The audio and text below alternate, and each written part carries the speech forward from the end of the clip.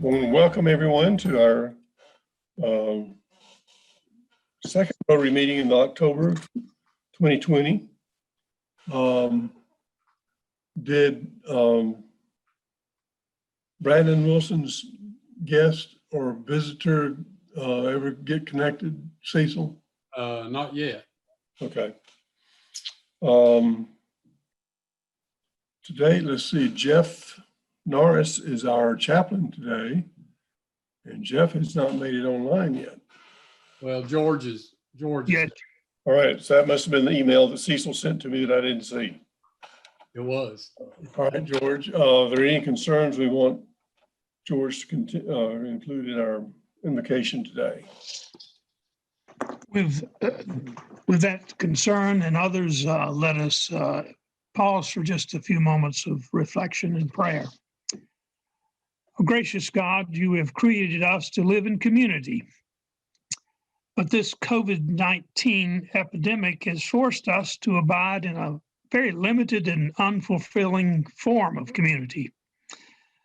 Thus, today we greet one another in Rotary by Zoom, as if though we dwell in tiny little boxes and are confined in space and certainly quality of communication. But we greet each other in all kinds of circumstances, even when we pass one another on streets of Waynesville, but we observe safe distance and practice the inadequacies of virtual hugs. We long for far more personal ways to communicate with one another. We're tired of this new abnormal. Forgive our impatience, we pray. Teach us the lessons of history that show us that nearly every era of history has endured a comparable epidemic, and that some of these diseases have been far more lethal. Focus our spirits upon the heroic activities of many doctors who have worked with infected patients at the risk to their own health, nurses who have remained on duty knowing that they must return to their families and with children each night after being in close proximity to infected patients, or bus drivers who drive people to their jobs in service industries, and especially teachers who continue to teach in classrooms that are poorly protected from the ravages of COVID-19. Thank you for these noble, sacrificial, heroic people, for they are many. Bring your healing touch to the many whom we love. Especially we pray for Gordon Goodgame, who is having heart condition problems, and we thank you for his faithfulness to Rotary. We pray for the many in our community of this county of Haywood that have been victims of this disease. Beyond that, we pray for our president, his wife, and the members of the White House staff who have been infected. Bring to these your healing presence. And in this era of political divide, enable us Rotarians to remain agents of civility in all of our discourses regarding those things that divide us. Bless our Rotary Club in Waynesville. Guide us into effective ways of conducting our outreach at the open door meals, providing food for school children, or building habitat housing. Teach us new ways to do this during this epidemic. And teach us patience. Give us renewed vision of a future in which this too shall pass. Focus our minds upon that future, which is positive rather than negative. Give us the mind of the Apostle Paul, in order that we shall concentrate upon whatever is true, whatever is honorable, whatever is just, whatever is pure, whatever is lovely, whatever is gracious, so that if there be anything worthy of praise, we shall think only about these things. Amen.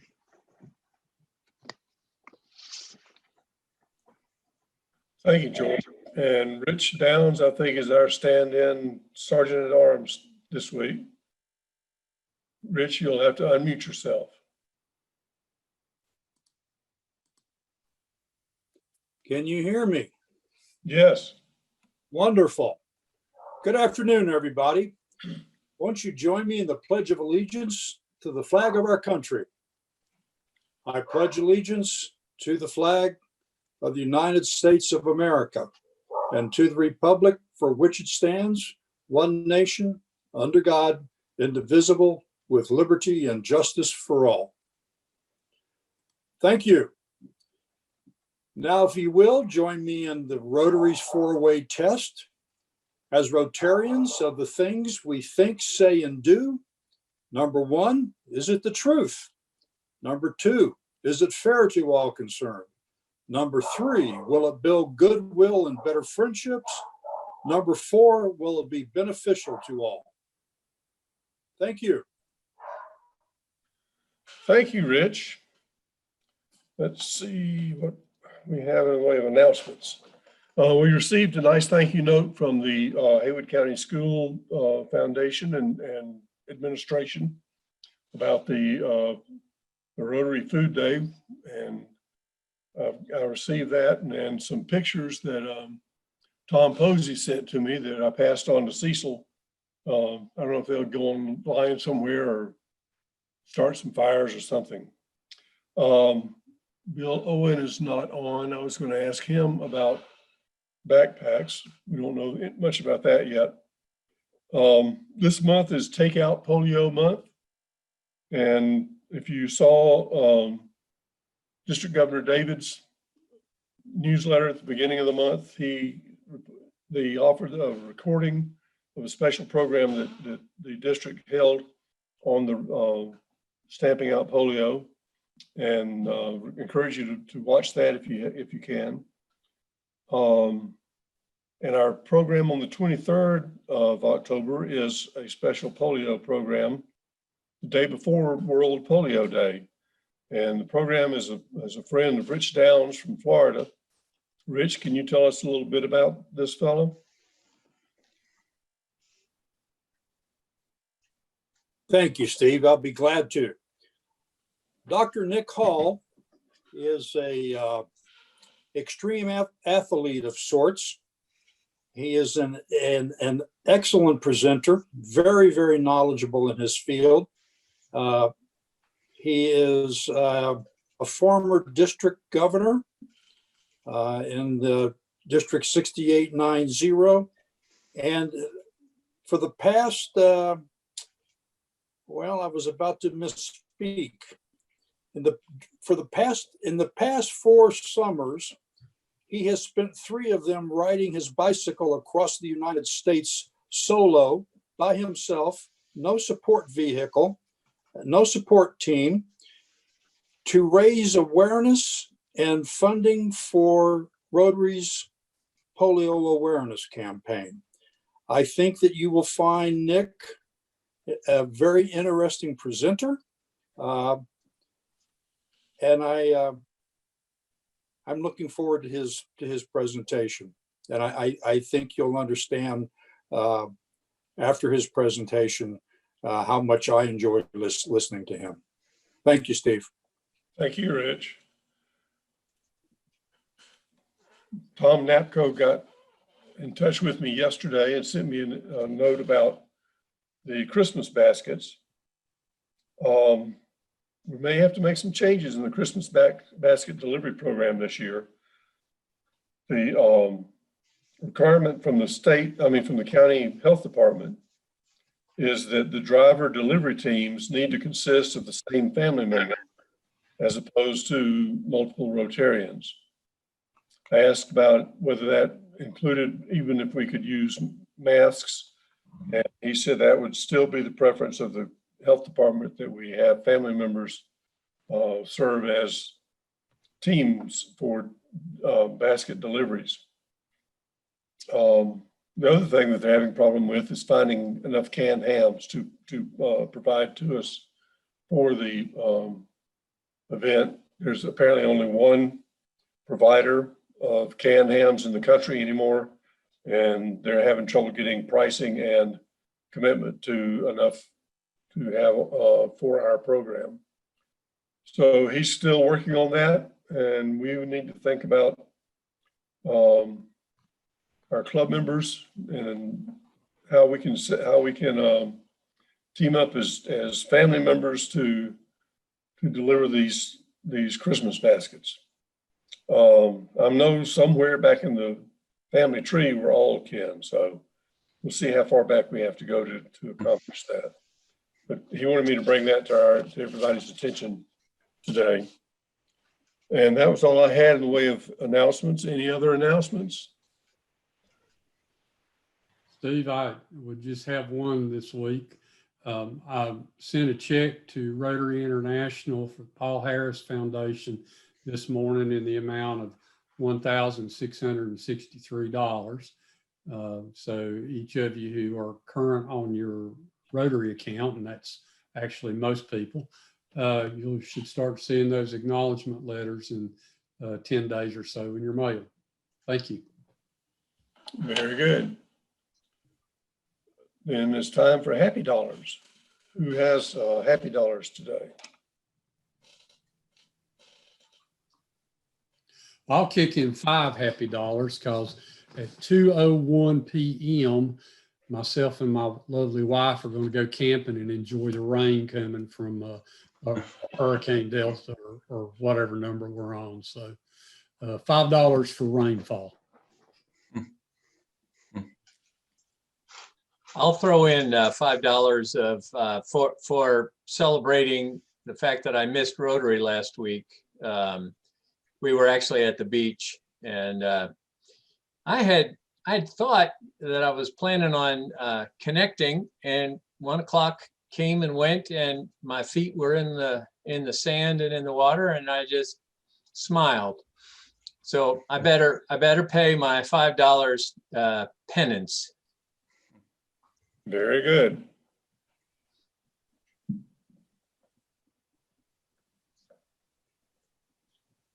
John's got his hand up. John, is that a I'm not sure John does. I'll pay $5 for making the mistake of putting my hand to my head and being glad it's Friday. This has been a phenomenal season for the real estate industry. So I'm glad to still be vertical.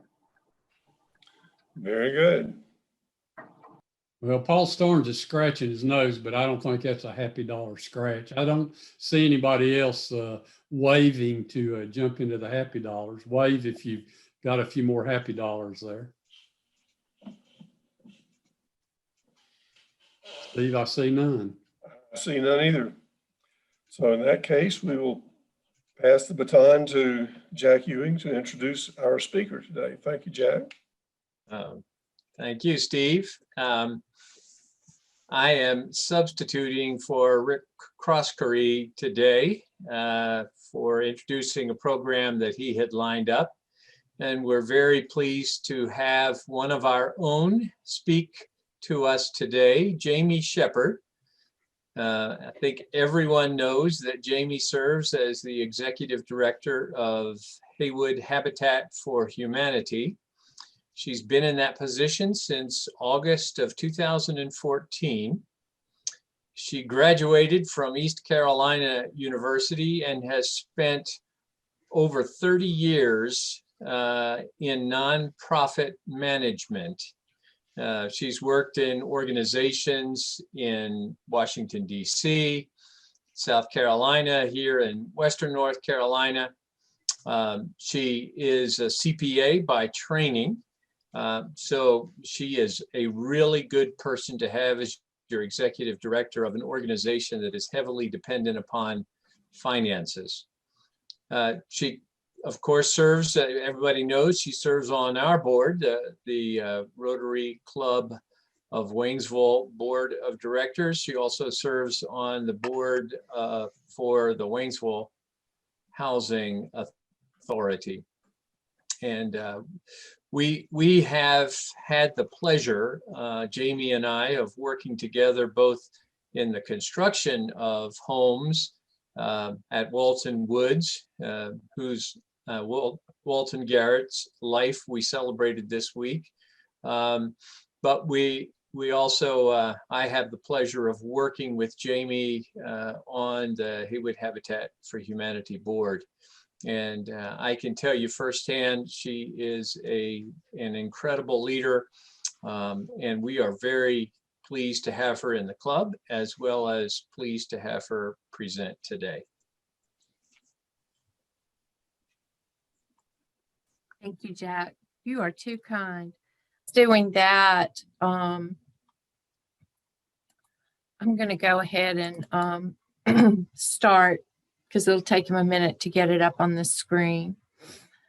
And the way I have my screen set up, Cecil, you're going to need to tell me when he's shared, okay? Okay. Yeah, Jack, you have permissions to share. okay. Mine's down, right? Yeah, it's a general permission, so you're good. Okay. All right. We'll get going then. Haywood Habitat is entering our 31st year of operations in Haywood County. And I think it's important to note, and many of you know this, that the first 15 years of the organization, it was completely volunteer run, primarily by Walton and Marion Garrett. And Walton, who passed away a couple of weeks ago, along with his wife, Marion, and a lot of their friends from Lake Junaluska, where they lived, and their friends at First Methodist Waynesville were the people that got this thing going. And those that are still with us are still very much involved. And Walton worked on every house we built until he was 89 years old, which just absolutely blows my mind. And I think a lot of us would like to be in a position to be able to do that. There is a slide that Jack will have in a little bit, and I'll talk about some of the statistics that we have from 31 years of operating in this county. We've built almost 60,000 square feet of new houses. 51 houses are new. The 60,000 square feet doesn't include the 20 or so that we have rehabbed. We've helped almost 300 people in this county, which is a pretty good thing. There are a bunch of Jamie, I still haven't gotten the email from you. Okay, I sent it, so it may be because the file's big. Well, shouldn't be a problem. Anyway, I just wanted to let you know, you're doing great. Just keep on going. We'll keep rolling. I would do the things that aren't photo heavy, and hopefully by the time we get to that part, you'll have the file. There are a bunch of myths about Habitat. The biggest one is that we give homes away.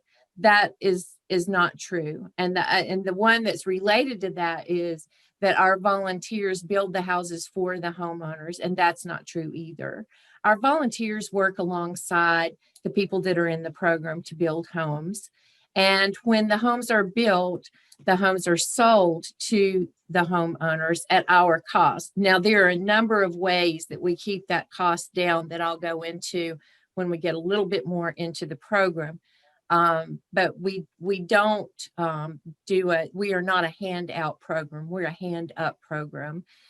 Another misconception is that Habitat International provides some or even all of our funding, and they don't.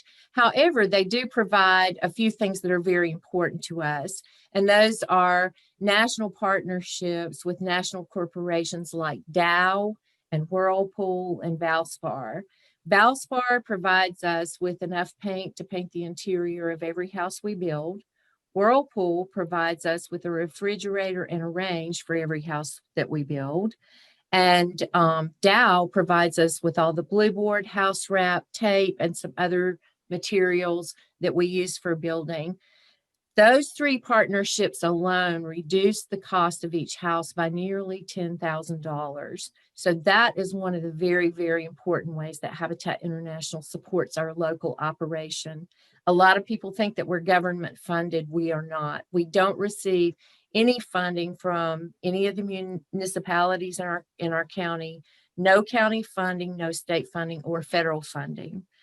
A lot of people think that the Restore provides all of our funding, and that's not true either. Although it's an extremely important part of the funding piece for Habitat, it provides between 40 and 50% of the revenue that we need to build these houses. The rest of that must be made up through corporate and foundation contributions and individual contributions, and also home repayments.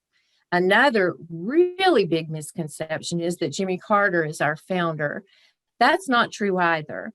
Millard and Linda Fuller founded Habitat in 1976, and the Carters got involved in 1984 when they came to a build that was being held in New York.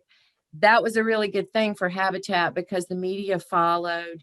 It gave a lot of name recognition to our organization, and they've stayed involved ever since 1984. This is the first year since they've been involved we have not had a Carter build, and the only reason we're not having it this year is because of COVID. They still come, they still build. Absolutely incredible. It's probably because of their association with Habitat and the good work the organization does that we are now the number 6 most recognized brand in the world. That's not the number 6 most recognized nonprofit or builder. I'm talking about overall brands. So we're up with a group that includes Apple Computer, McDonald's, and other big brands like that. And we can thank the Carters for that, for sure. Yeah, I see that Jack has the photo, 31 years of partnership. The guy that's up in the upper left-hand corner, that's Walton Garrett. And so some of you may recognize him. Jack, if you can go to the next slide. Those are some of our statistics I referred to in our 31 years, some of the things that we have done as a group. And then the next slide is the myths that I just talked a little bit about. So now that you know a little bit more about that, oh, there's one more that I failed to mention, and that is that we only partner with families with young children. We are a fair housing agency, therefore we're regulated and can't discriminate based on anything other than you have to be 18 years old to be able to sign a promissory note for the purchase of your home. Other than that, it doesn't matter about age. It doesn't matter about marital status, number of children, ethnicity, religion, or anything else that usually divide people. And Habitat is non-discriminatory in that way across the board, not just with home ownership. Jack, if you want to go to the next slide, I want to talk a little bit about home ownership and what it takes. Our applicants are evaluated based on 3 things: need, willingness to partner, and ability to pay an affordable mortgage payment. In order to apply, they have to be a resident of Haywood County at the time they apply, and they have to have been a resident of North Carolina for a year. We do check that. We check with landlords, and we did have an applicant several years ago that applied, and they actually lived in Henderson County, and it was through the landlord checks that we were able to uncover that they had submitted a fraudulent application. Income, they must be making between 60 and 80% of our county's median income. To put that in perspective, most folks are making between $12 and $15 an hour. Haywood County has a lot of people in that category because our economy is so driven by tourism. We have a lot of low-paying service industry jobs. So we've got a ton of people in this county that fall in that group. We do a criminal background check. We also check the sexual offender registry if there are issues there, and definitely if anyone's on the sexual offender registry, they cannot participate in this program. And if anyone in the household appears on that, they cannot participate in the program. Once they've checked all those boxes, they can go ahead and submit an application. We do a credit check. And a lot of people say, well, what's the minimum credit score for these folks? There is no minimum credit score, and here's why. Most of them don't have a credit score because nobody's ever loaned them anything. If they do have anything on the credit check, it's usually just a vehicle. Sometimes they've gotten a personal loan from some of these lending companies that have exorbitant interest rates. And I'm sad to say that I see some predatory lending that really affects people that are in these lower income groups. So if you ever have an opportunity to advocate against that type of lending, please do, because it's pretty awful. Another thing that we do see sometimes is some unpaid medical bills. We've learned that sometimes when people have been on Medicaid, some of the bills went unpaid and they don't even know it, and they really weren't responsible for them. So we found some things like that. Most people, though, make it right through that. We want to make sure the debt to income ratio with a mortgage payment is going to be 41% or lower. We're pretty tight on that. We want to make sure that everybody that's going on that deed is willing to perform 200 hours of sweat equity. That's the time they put into the building of their home and the building of other people's homes. They can also do some of that time by volunteering in the restore. And then we want to check and make sure that there's need, and that can be they're cost burdened. They're living in a property that's unfit for someone to be living in if somebody's in public housing. And the latest thing we're seeing a lot of is overcrowding, where two families are sharing a home so they can afford the rent, because what they can afford is in a neighborhood that is so bad. And when I say bad, I mean drug infestation. That's become an enormous problem. So families are going in together and splitting the rent on some of these places. And so it's overcrowded. That's not a good situation in normal circumstances, but certainly not when you're in the midst of a pandemic. Once an applicant has checked all those boxes and is accepted into the program and has been approved at the recommendation of our volunteer selection committee that has overseen all of this information after the staff has prepared it, they make a recommendation to the board, and the board decides whether or not to move forward. Someone comes into the program, they're immediately assigned with a coach, which is basically a mentor. It's either a volunteer or a staff member, but that is kind of their person throughout. Even though they are surrounded with a lot of volunteers and a lot of staff members, they always have that one person that they can call to ask questions or bring problems, because the problem may be with us, maybe not, but they need someone that's sort of a third party.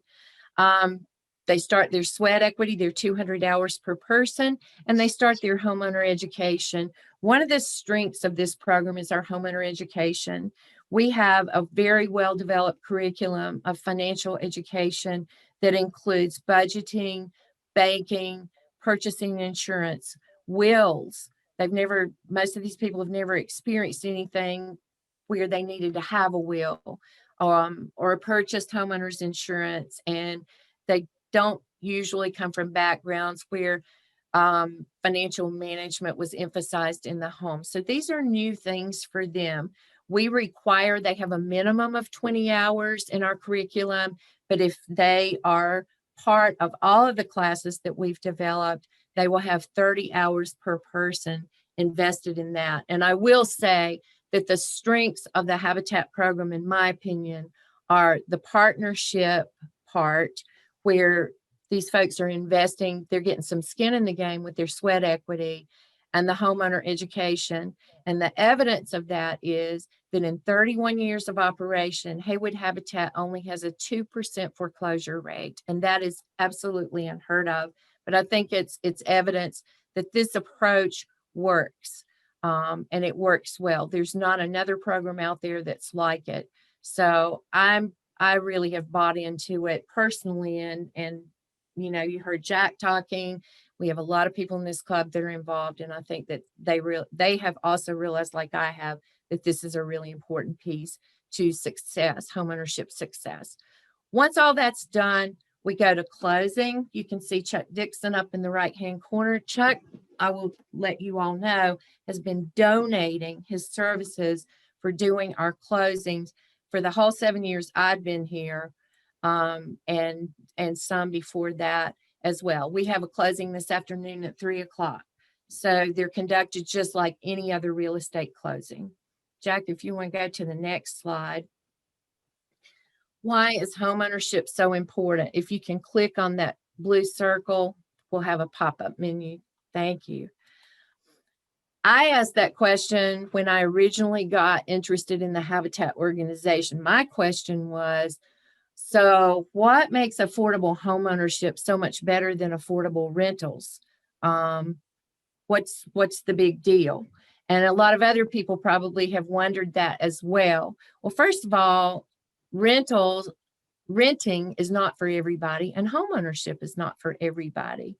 But the big deal is that if you're renting, the things that usually happen are the rent goes up by not just a little bit, but by a lot, or the landlord doesn't keep the property up and won't make the necessary repairs, or the landlord sells the property and you've got to move. So there's this constant state of instability, this constant fear of having to move. And especially when the rent goes up, there's a huge fear of how in the heck am I going to pay for this and still be able to feed my family, get the medical care that they need, and buy the gas to put in my vehicle to get myself to work.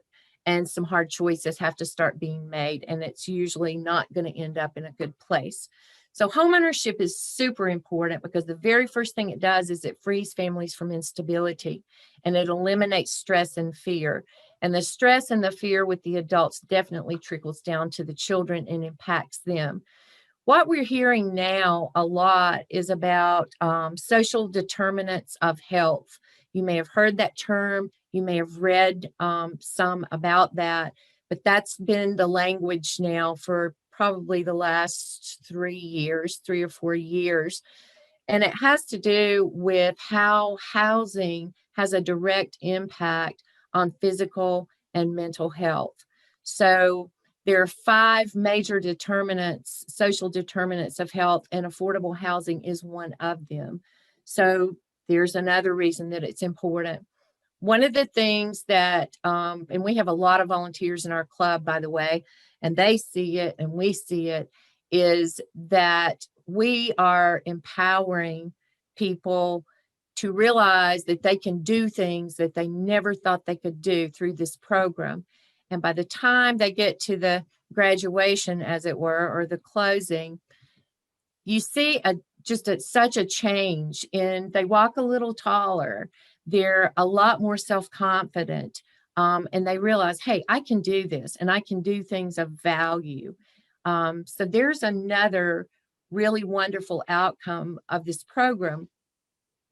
Another thing about homeownership is that studies have proven that children that are in stable households develop and grow in a much better way than kids that are in unstable environments.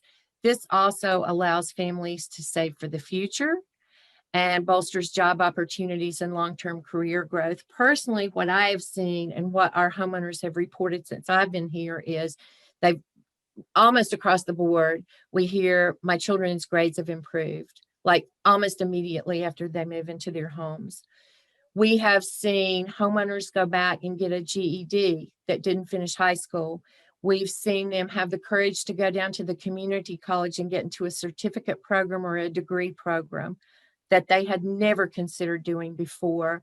And we see them going after a better job.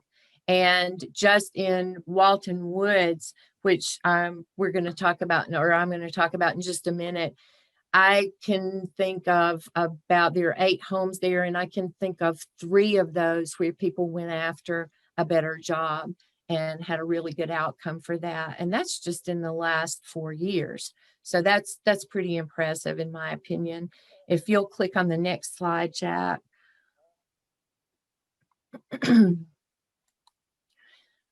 Okay, This is Walton Woods.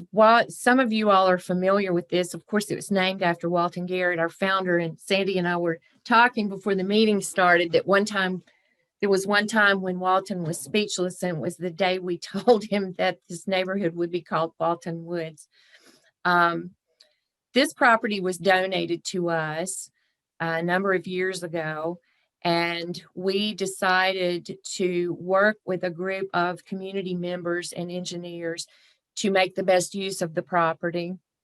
And so we pulled a focus group together that met for about a year to work on the design of the neighborhood. And we do spend a lot of time on design because we like for these to be efficient with the neighborhood design, but also we're learning that there are certain designs that you can use that will encourage better physical and mental health, because it encourages people to get outside, get moving, and socialize with their neighbors. Well, you can see that what it appears from that center overhead shot, you're kind of looking down on a village.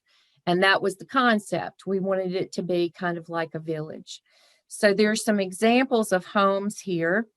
There's a total of 8 homes in this neighborhood now. This overhead shot was taken in June of 2018.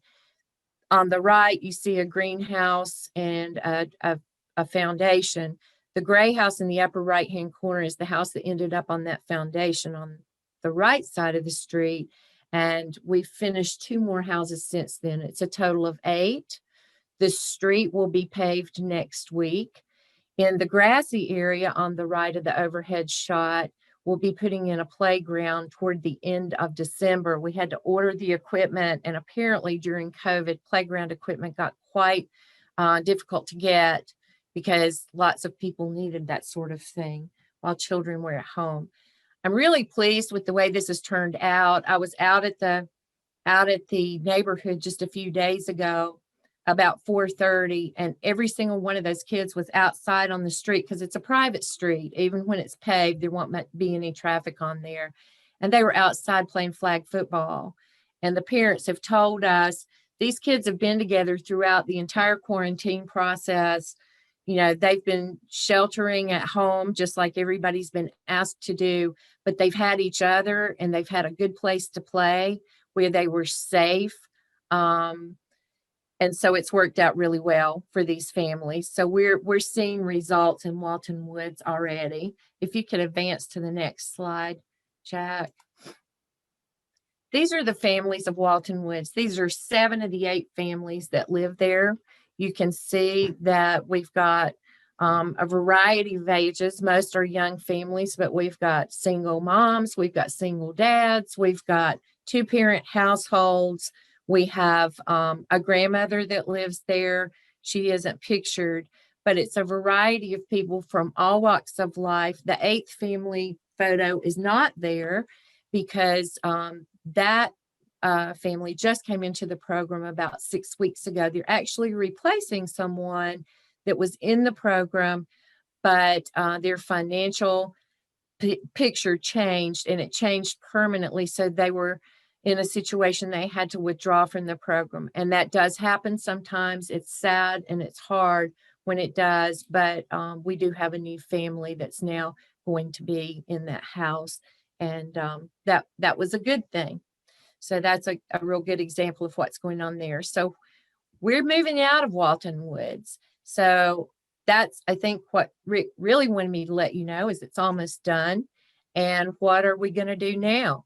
So if you could advance to the next slide, Jack. Here's where we're going. In the upper left-hand corner, you'll see an overhead shot of a piece of property that's in Chestnut Park. If you're not familiar with where that is, it's up kind of behind Frog Level. If you're on the street that's like Depot Street and then it becomes Delwood Road, there's a big curve. When you're coming out of Frog Level, you're going towards Russ Avenue, that great big curve. There's some Waynesville Housing Authority duplexes right there. You can turn up the hill right there and just follow that on in, and that'll get you to Sylvan Street where this property is. The picture on the top right gives you a little bit better idea of where it is in relationship to the bypass. that treed area, forested area on the right, there will be 10 homes. They will all front that street. But one of the cool things about this one, and I talked about neighborhood design, we took into consideration that there is a town park that's been revitalized that's down the hill behind this, and it adjoins our property. And so we're going to be building a greenway so that the families that live on Sylvan Street can just walk down the path and go to the park. So the kids can play. There's a picnic shelter down there and lots of places for, good, healthy physical activity and socialization. So we're real excited about that. Bottom left-hand corner was back in January when Harrison Construction brought their crew and all of their equipment, and for 2 weeks stayed up there and donated to us the clearing of that property and the preparation of the first 5 house pads. Their gift alone will lower the price on each house by at least $10,000. So it's things like that that bring the cost down so that we can sell these at an affordable amount. On the right, the lower right, that's the picture of the groundbreaking that was about a month ago. We've got the foundations in for the first 2 homes. And thankfully, our regular volunteers get to come back and start working on those houses next Tuesday. Several of those regular volunteers are in this club, and I can't see their faces right now, but I know they're smiling because they've been pawing at the ground to get back to work. We are going to have to do things a little bit differently than we did before COVID, just like everyone else. It's a little bit challenging to come up with ways to do this safely, but we think that we figured out the best way to make that work. It's going to slow us down a little bit, but that's okay. We'll keep moving forward. If you can advance to the next slide, Jack. A lot of people are interested in finding out how can they get involved. So if you'll click on the blue circle, the first thing is you can come to our Restore and shop. I don't know if you've ever been to our Restore or not, but we don't sell clothes. We sell a lot of building materials, both used and new. We have furniture, we have hardware, we have some household goods, but the bulk of it is building materials, hardware, some furniture. We have a great book section. It's really an adventure. Every time you come in there, it changes every day. So please stop by and shop. If you could click again on that circle, Jack, you can donate. Definitely financial donations are so appreciated because those typically go into construction of these homes. And right now, we are being challenged with how we are able to raise money because our major fundraising event that we have every year in October had to be canceled. That provides a lot of revenue for us. We aren't able to go out and visit with donors and do any of the other activities that we typically do to raise money. So we are totally dependent right now on technology. And we'll use some direct mail, but that's a very expensive way to get to our donors. So if you would like to donate, it would certainly be appreciated. And I'm going to talk about an opportunity with that shortly. If you'll click on that again, Jack, you can also volunteer. Right now, we are not taking new volunteers for obvious reasons, but we know that the day is going to come that we can do that again. And so we hope you'll keep us in mind. You can volunteer in the Restore if you're not interested in doing something outside with the construction aspects. Also in the donations, I failed to mention that the Restore will come to your home and pick up large items that you might like to donate. You can call and make an appointment for that. I will tell you, don't expect it to be immediate because we're booking about a month out right now, which is good for us, but it's a little bit challenging for donors, but you can drop your things off here at the store as well. Over on the right, Jack, if you'll just click in that space, that's it. Women Build. We've got something interesting coming up with Women Build. That's a program where women come out to the job site, and it is a national program. We do ours a little differently. We have Welcome Women to the Job Site the third Saturday of every month, March through November, of course, pre-COVID, and we will post-COVID, but it's for like-minded women to find a way to get involved in this and to learn more about building. What's coming up is that next spring, we will be kicking off a very unique program with Women Build. We have a core group of women that is putting together an initiative to raise the money to finance and build a house in Chestnut Park. So you'll be hearing more of that as time goes on. And if you'll click down on that, there it is, Haywood Hope Builders. Jack and I have been working together on Haywood Hope Builders now for about a year. That's our monthly giving program.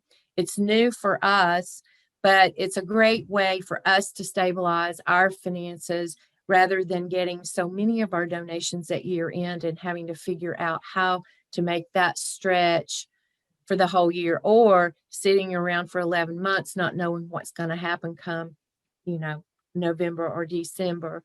You can give monthly as little as $5 a month. You can sign up on the website or call our office and you can become a Hope Builder. And if you sign up in October, by the 31st, you can win. You'll be entered into a drawing to win 2 tickets to the Biltmore Estate. So that's not a bad deal either. So we hope that you'll consider getting involved. I want to, and I feel kind of funny saying that to our club. I want to thank Waynesville Rotary for a bunch of things that are habitat related. This club has provided us with leadership, and right now we have 3 board members that are club members: Karen Denny, Paula Barton, and Jack Ewing. You have provided us with volunteer groups, and we have individual volunteers that come out every week.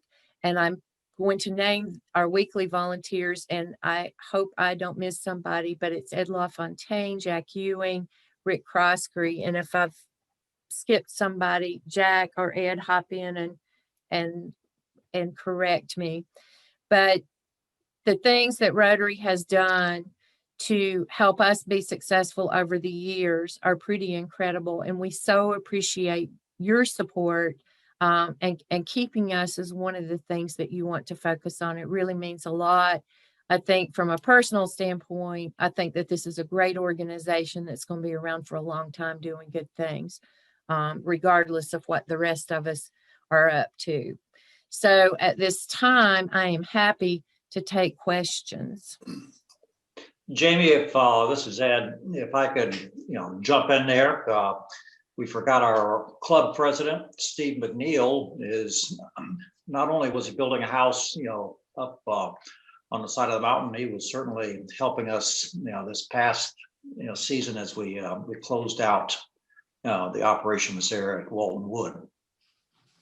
Thank you, Steve. And I apologize. I knew I was going to miss somebody. Thank you, Ed, for saving me. There weren't too many weeks that I could participate before things got kind of dicey with the weather or something. But I did make a blood equity contribution to that house, and when a timber fell on me. So. Oh my gosh. I'm sorry. And also Rick Prospery has been a faithful participant there. So a lot of great participation by the club. And we're going to, as you mentioned, be limited in the number of volunteers we can put on site per home. And we're going to have to, to work that out with your offices. But I think, this club will certainly stay engaged. Yeah, it's been a challenge for us to figure out how to keep things going, because these families are waiting, and so it's just been a challenge to try to figure it out, not just for us, but affiliates nationwide. We've had a lot of good advice from Habitat International, both legal and operational, and we're trying to follow that. And like everybody else, we've just taken it one day at a time. Jamie, this is Jack. Remind us how many people were giving on a monthly basis before we started Haywood Hope Builders? How many donors? Two were. And how many do we have now who are making monthly contributions to I think we're Haywood almost, Hope Builders? I think we're almost to 30, Yeah. if I'm not mistaken. Almost to 30. And we have a goal of a year from now having 100 individuals or couples contributing on a monthly basis. I just want to support, say a word of support for Haywood Hope Builders. It's a relatively painless thing for any one of us to do. I'm guessing every single one of us has the capacity to make a gift of $5 or $10 or $25 a month to an organization that is doing such incredible work for our county. And sometimes it's just a matter of being reminded or invited. And so I speak on behalf of Haywood Habitat for Humanity to say, please consider becoming a Haywood Hope Builder. There are a few things that you can do with your contributions that will make such an impact. I'm glad that Jamie pointed out that the National Habitat for Humanity program money that is sent to them does not come back to Haywood County. Or is there any way, Jamie, that can be earmarked to have it come back to Haywood County? It can be. If you designate that it's for Haywood Habitat for Humanity, they will pass it through to us. So you can do that. There's another program that Habitat International has called Cars for Homes. If you have a car that you want to get rid of that doesn't have much value and you just, don't want to fool with trying to figure out what to do with it, call Habitat International. We have their phone number and they have a program and they'll come pick up the car. They will dispose of the car and they take a small fee and the rest of it comes back to our affiliate. Very good. Does the matching money that is promoted in the international fundraising, is that match also filtered back to the county? It does not. Okay. Most of the matches that we've done, and every once in a while, y'all will see that we've got we'll have a challenge campaign. Those matches are usually from local donors that say, hey, I'll match everything up to $1,000 or $2,000. So those are usually just somebody locally has done that, but the national one, no.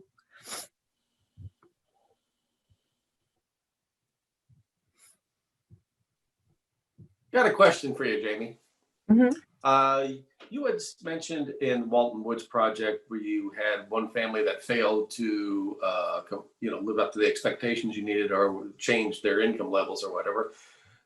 What happens at that point? Do you take over the resale of the house, or how does that work? Since originally it's their house. Well, there are a couple things. I'll give you a couple. This particular situation, they had not moved in yet. And it was really sad because they'd finished all the sweat equity and we were getting ready to schedule closing and a source of income went away and it wasn't coming back. So that was they just had to withdraw from the program. Now in another situation, if someone has moved in and purchased that home, we have right of first refusal if they want to, and so that's what happens.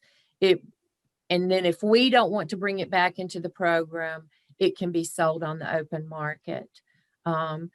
Most of the time, if someone's in a bad financial condition, and we are a mortgage company, and that's something else I didn't point out. We are federally regulated, just like banks are. Mm-hmm. The only difference is we're called a special purpose mortgage program. But we are our own mortgage company. And so if someone gets in a situation they can't make their house payment, we will work with them as much as we possibly can to keep them in their home. And unless it's just outright negligence on their part, we've been successful in avoiding foreclosure in every single case. Thank you. Great. Mm-hmm. Jamie, is the cost of, let's take Walton Woods, are the homes the same cost to every homeowner, or does it vary based on income or anything else, or is it just this is going to be the payment for all of those houses.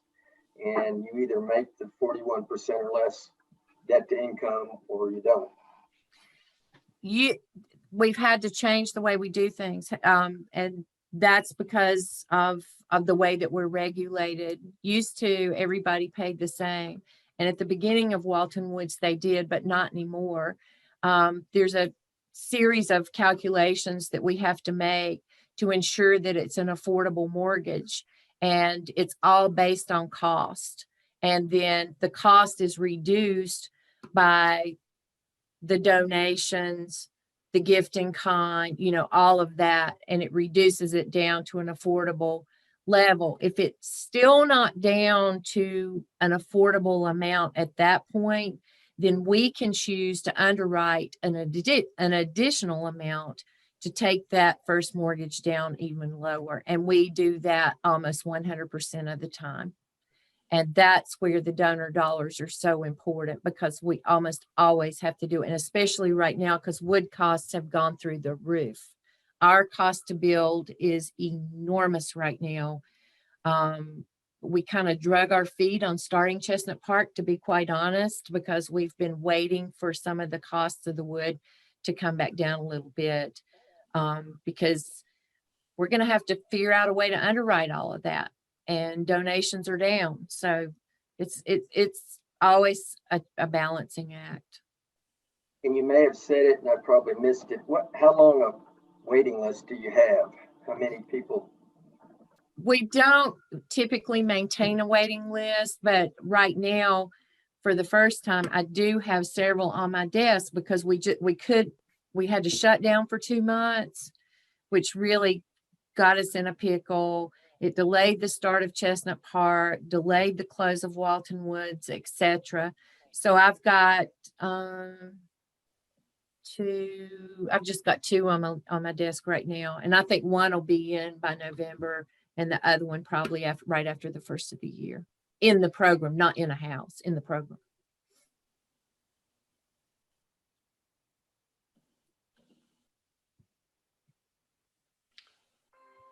Don't see any more questions. So Jamie, I want to thank you very much.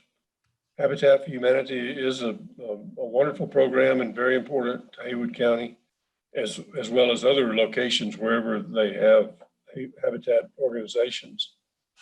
I've enjoyed working on the one house here and had participated in some builds in Tallahassee before we moved back here. It's a great program. If you want to swing a hammer, Jack or Ed or some of us can direct you, and Rick, those are the main 3. They will help you find a place to put it to use. Any other things for the good of Rotary today? I did fail to mention that on November 12th, we hope to move our meeting from the 13th to the 12th so that we can participate in a district-wide program on the Rotary International Foundation. So I want to kind of keep that in front of us as we move forward. If there's nothing else for the good of Rotary, see you next Friday. Thank you, James.